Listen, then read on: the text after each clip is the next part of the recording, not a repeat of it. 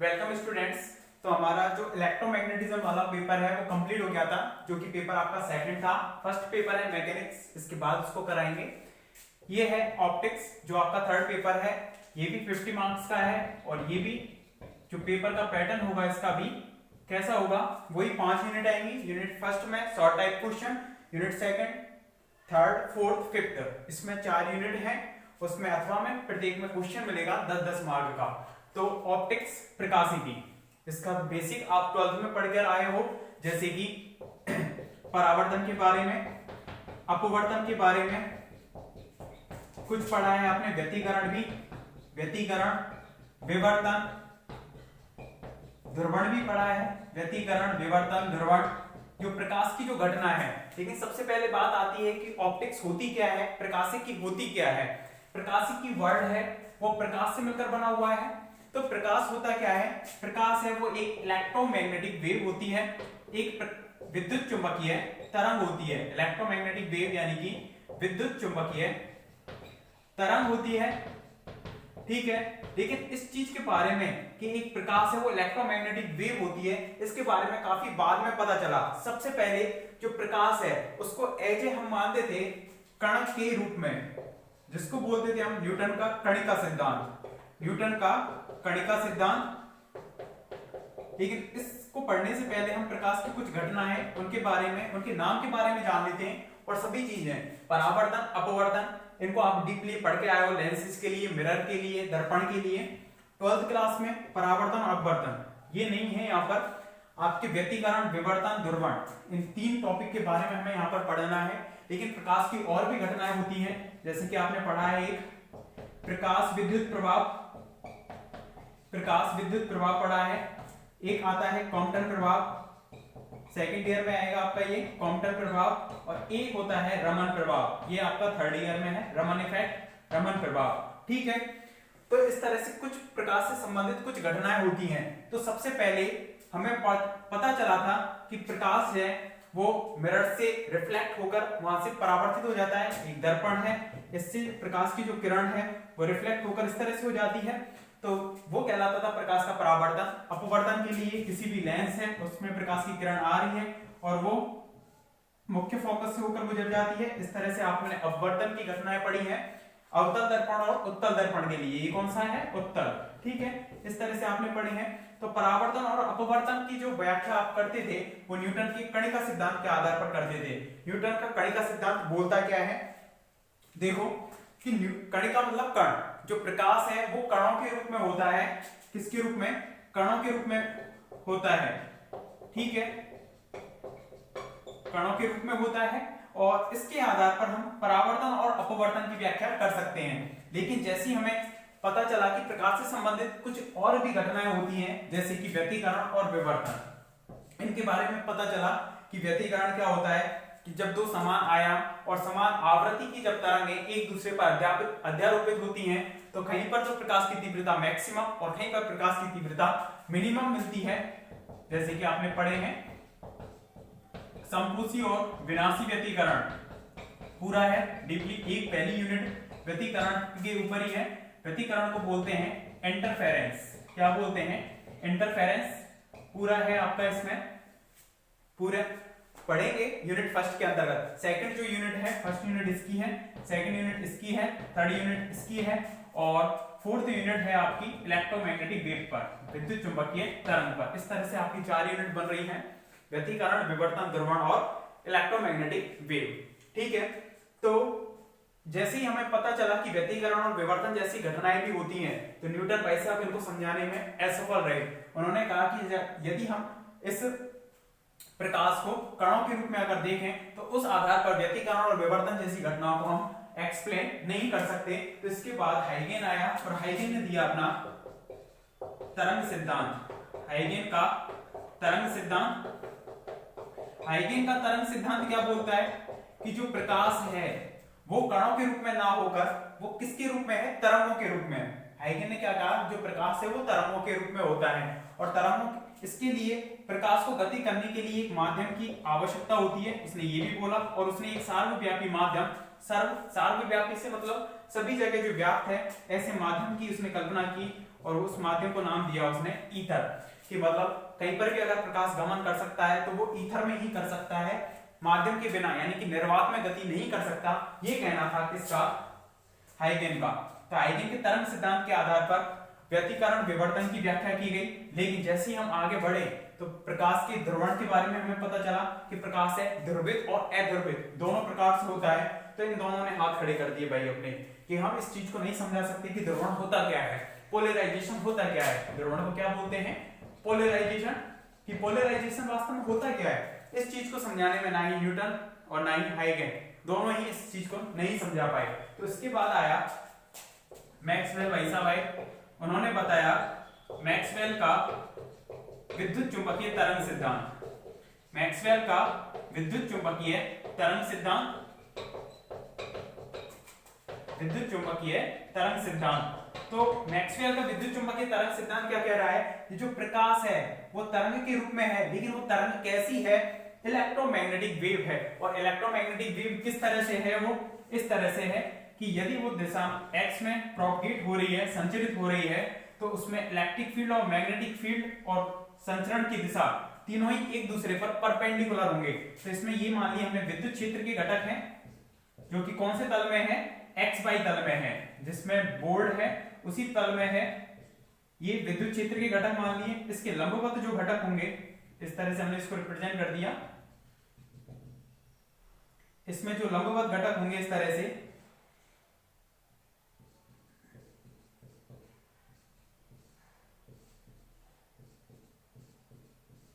इस तरह से ये लंबवत घटक हैं, इस तरह से, ठीक है। कौन से तल में है? ये एक्स जेड तल में, इस तरह से हैं, इस तरह से चल रहे हैं ये वाले घटक।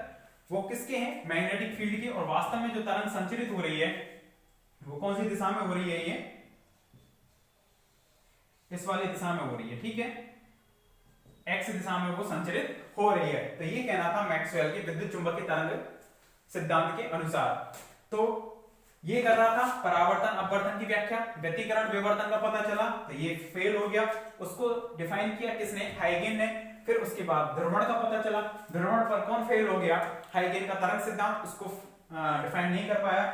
फिर ध्रुवण के बारे में किसने बताया? मैक्सवेल के विद्युत चुंबकीय तरंग सिद्धांत ने। यानी कि जो तरंग है वो विद्युत चुंबकीय होती है, मतलब इलेक्ट्रिक फील्ड मैग्नेटिक फील्ड होते हैं उसमें, और दोनों एक दूसरे के परपेंडिकुलर होते हैं, और वो भी तरंग संचरण के लंबवत होते हैं। तो ये कह सकते हैं तरंग संचरण की दिशा, इलेक्ट्रिक फील्ड एवं मैग्नेटिक फील्ड तीनों परस्पर एक दूसरे पर क्या होते हैं?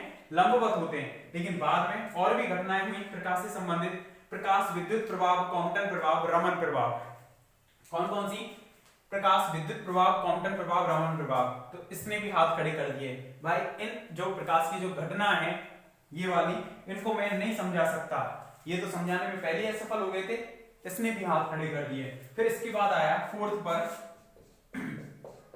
प्लांक का क्वांटम सिद्धांत। कौन सा? प्लांक का क्वांटम सिद्धांत।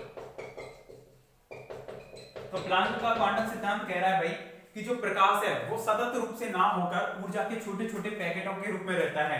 यानी कोई भी अगर तरंग है वो सतत रूप से, यानी कि लगातार ना होकर, कंटिन्यूअस ना होकर, ऊर्जा के छोटे छोटे पैकेटों के रूप में होती है। मतलब कहीं ना कहीं वो टूटी हुई है, छोटे छोटे क्वांटीकृत होती है, ऊर्जा के फोटॉन्स के रूप में होती है। और एक फोटोन की जो ऊर्जा होती है E इक्वल टू कितनी होती है?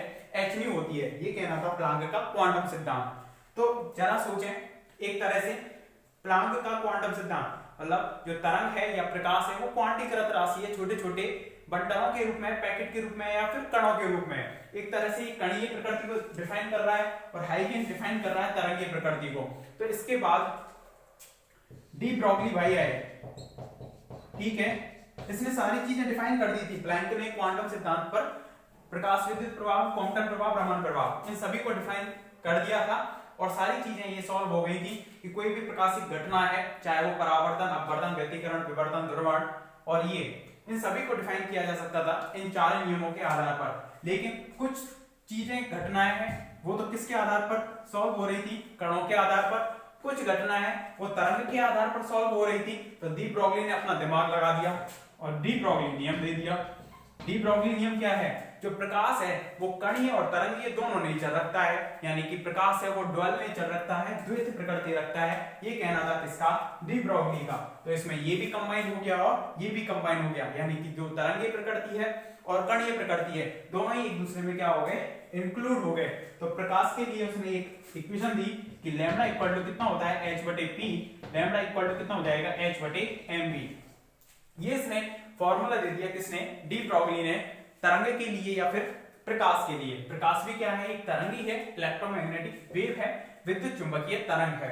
तो देखें इसमें लैम्डा वास्तव में किसके लिए होता है, तरंग के लिए, और m किसके लिए होता है, m होता है यहाँ पर किसी पार्टिकल के लिए, मास है वो किसी पार्टिकल का ही हो सकता है, यानी कि कण का हो सकता है। तो यानी कि हम कह सकते हैं कि कोई भी पार्टिकल है वो दो प्रकार के नेचर रखेगा, एक तो वेव नेचर और एक पार्टिकल नेचर, तरंग नेचर और कणीय नेचर, ठीक है। और उस आधार पर उसने अपना डी ब्रोगली नियम दिया। वो कह रहा है कि जो प्रकाश है वो अपनी द्वैत प्रकृति रखता है, ड्युअल नेचर रखता है। तो पेपर 3 ऑप्टिक्स फर्स्ट यूनिट डालो, व्यतिकरण।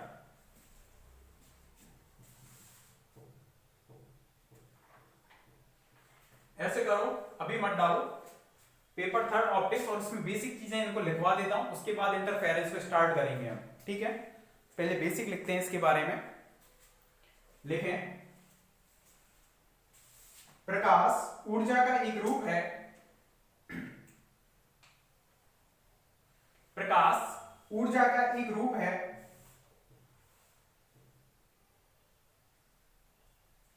और प्रकाश किसके लिए आवश्यक है, किसी भी वस्तु को देखने के लिए आवश्यक है। जैसे कि आप मेरे को देख पा रहे हो या आपने आसपास किसी भी वस्तु को देख पा रहे हो, क्यों, उससे वस्तु से प्रकाश है वो टकरा रहा है और रिफ्लेक्ट होकर आपकी आंख पर जा रहा है, आपकी आंख की जो रेटिना है उसको संवेदित कर रहा है, और संवेदन की वजह से ही वहां पर आपको उस चीज की, उस पदार्थ की इमेज बनाई दे रही है, इमेज बन रही है उस रेटिना पर, ताकि वो चीज आपको वहां पर दिख रही है। अगर वो प्रकाश नहीं होगा तो वहां से रिफ्लेक्शन की वजह से जो प्रकाश की किरण है आपकी आंख तक नहीं पहुंचेगी, तो वस्तु भी हमें दिखाई नहीं देगी। यही कारण है कि वस्तु हमें अंधेरे में दिखाई नहीं देती। देखें, प्रकाश ऊर्जा का एक रूप है जो कि किसी वस्तु से टकराकर आंख की रेटिना को संवेदित करे। प्रकाश ऊर्जा का एक रूप है जो कि किसी वस्तु से टकराकर आंख की रेटिना को संवेदित करे।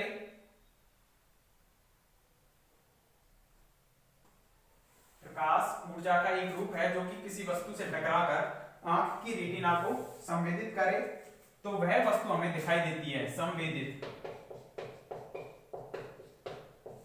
संवेदित करे तो वह वस्तु हमें दिखाई देती है। नेक्स्ट लाइन से लिखना, प्रकाश से संबंधित घटनाएं जैसे कि, प्रकाश से संबंधित घटनाएं जैसे कि परावर्तन, अपवर्तन, व्यतिकरण, विवर्तन, ध्रुवण। प्रकाश से संबंधित घटनाएं जैसे कि परावर्तन, अपवर्तन, व्यतिकरण, विवर्तन, ध्रुवण, प्रकाश विद्युत प्रभाव, क्वांटम प्रभाव, रमन प्रभाव आदि की व्याख्या करने के लिए कई सिद्धांत प्रतिपादित किए गए।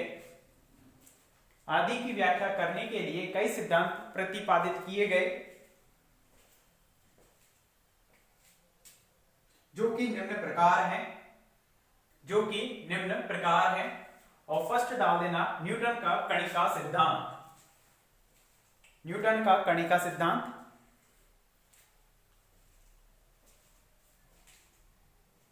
लेकिन इसमें इस सिद्धांत के अनुसार, इस सिद्धांत के अनुसार प्रकाश छोटे छोटे कणों के रूप में संचरित होता है। इस सिद्धांत के अनुसार प्रकाश छोटे छोटे कणों के रूप में संचरित होता है। इस सिद्धांत के आधार पर प्रकाश से संबंधित घटनाएं, इस सिद्धांत के आधार पर प्रकाश से संबंधित घटनाएं जैसे परावर्तन एवं अपवर्तन को तो आसानी से समझाया जा सकता है। प्रकाश से संबंधित घटनाएं जैसे कि परावर्तन एवं अपवर्तन को तो आसानी से समझाया जा सकता है, लेकिन व्यतिकरण, विवर्तन, ध्रुवण आदि घटनाओं को समझाने में, लेकिन व्यतिकरण, विवर्तन, ध्रुवण इत्यादि घटनाओं को समझाने में यह सिद्धांत असफल रहा। यह सिद्धांत असफल रहा।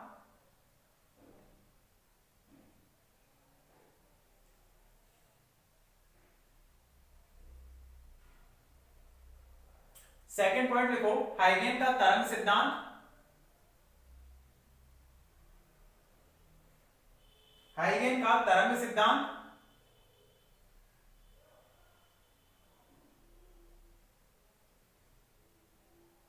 लिखना है इसमें। हाइगेन के तरंग सिद्धांत के अनुसार प्रकाश तरंगों के रूप में संचरित होता है। हाइगेन के तरंग सिद्धांत के अनुसार प्रकाश तरंगों के रूप में संचरित होता है एवं तरंगों के संचरण के लिए माध्यम की आवश्यकता होती है। एवं तरंगों के संचरण के लिए माध्यम की आवश्यकता होती है।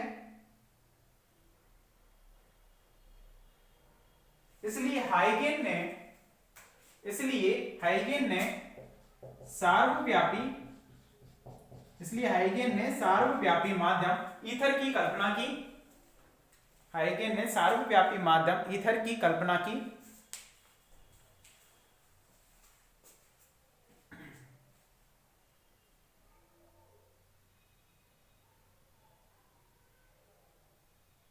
इस सिद्धांत के आधार पर परावर्तन, अपवर्तन, व्यतिकरण, विवर्तन, इस सिद्धांत के आधार पर परावर्तन, अपवर्तन, व्यतिकरण, विवर्तन घटनाओं को तो आसानी से समझाया जा सकता है। परावर्तन, अपवर्तन, व्यतिकरण, विवर्तन को आसानी से समझाया जा सकता है, लेकिन यह सिद्धांत ध्रुवण, प्रकाश विद्युत प्रभाव, कॉम्पटन प्रभाव, रमन प्रभाव इत्यादि को समझाने में असफल रहा।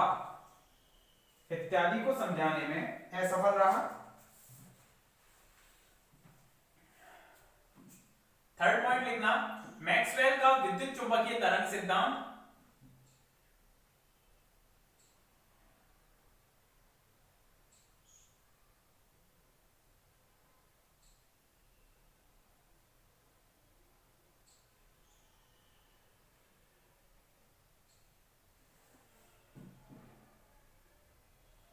मैक्सवेल का विद्युत चुंबकीय तरंग सिद्धांत। इस सिद्धांत के अनुसार प्रकाश एक विद्युत चुंबकीय तरंग होती है।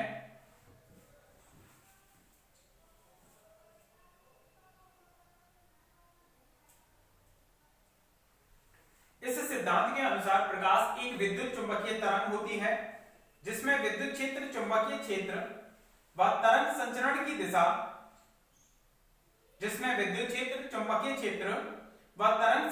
दिशा, एक दूसरे के लंबवत होती हैं।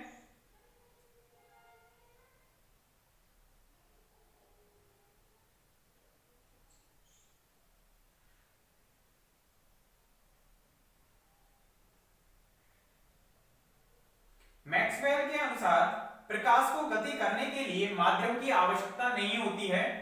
मैक्सवेल ने यह बताया, जैसे कि हाइगेन कह रहा था माध्यम ईथर की आवश्यकता होती है, तो मैक्सवेल ने कहा कि माध्यम की आवश्यकता नहीं होती प्रकाश को गति करने के लिए। वो निर्वात में भी गति कर सकता है और निर्वात में उसका वेग कितना होगा, 3 × 10⁸ मीटर पर सेकेंड। देखना इसमें, मैक्सवेल के अनुसार प्रकाश को गति करने के लिए माध्यम की आवश्यकता नहीं होती है एवं प्रकाश निर्वात में भी गमन कर सकता है।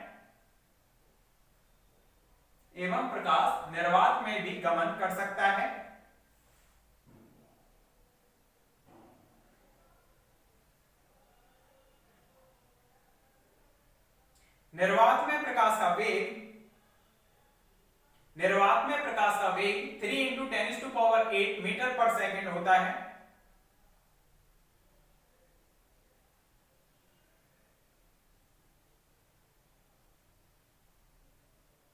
इस सिद्धांत के द्वारा परावर्तन, अपवर्तन, व्यतिकरण, विवर्तन व ध्रुवण को आसानी से समझाया जा सकता है। इस सिद्धांत के द्वारा परावर्तन, अपवर्तन, व्यतिकरण, विवर्तन व ध्रुवण को आसानी से समझाया जा सकता है। लेकिन प्रकाश विद्युत प्रभाव, कॉम्पटन प्रभाव व रमन प्रभाव को समझाने में यह नियम असफल रहा। लेकिन प्रकाश विद्युत प्रभाव, कॉम्पटन प्रभाव व रमन प्रभाव को यह नियम समझाने में असफल रहा। और इस वाले चित्र को बना दो कि इलेक्ट्रोमैग्नेटिक वेव होती है, तीनों ही एक दूसरे पर लंबवत होते हैं।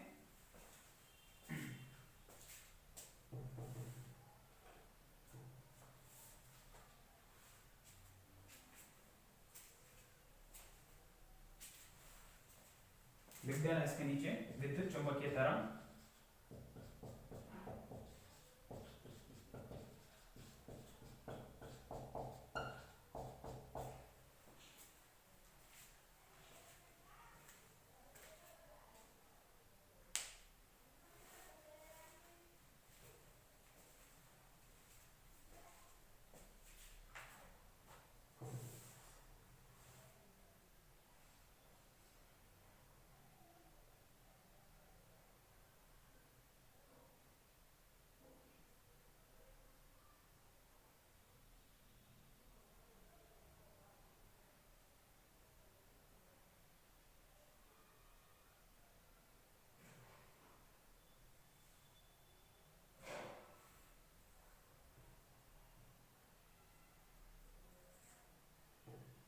फोर्थ पॉइंट लिखना प्लांक का क्वांटम सिद्धांत।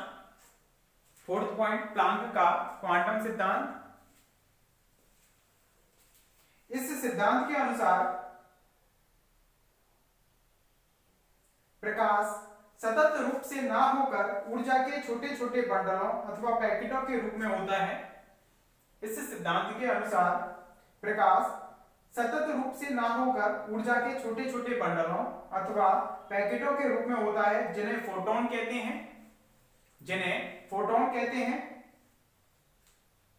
तथा एक फोटोन की ऊर्जा E equal to h new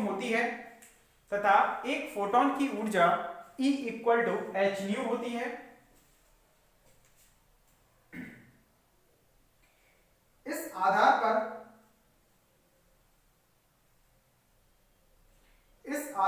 प्रकाश विद्युत प्रभाव, रमन प्रभाव व क्वांटम प्रभाव को आसानी से समझाया जा सकता है। इस आधार पर प्रकाश विद्युत प्रभाव, क्वांटम प्रभाव व रमन प्रभाव को आसानी से समझाया जा सकता है।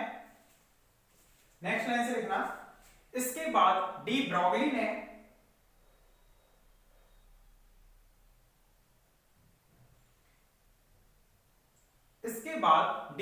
ने प्रकाश की द्वैत प्रकृति के बारे में बताया। इसके अनुसार प्रकाश तरंगीय एवं कणीय दोनों प्रकृति रखता है। इसके अनुसार प्रकाश कणीय एवं तरंगीय प्रकृति दोनों रखता है।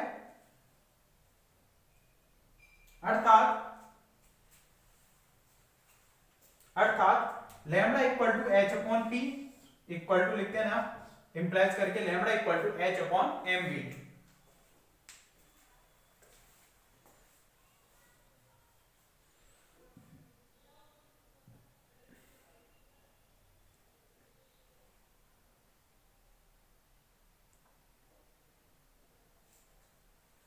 ठीक है, यहां तक ये बेसिक चीज हो गई। इसके बाद यूनिट फर्स्ट डाल देना। Unit first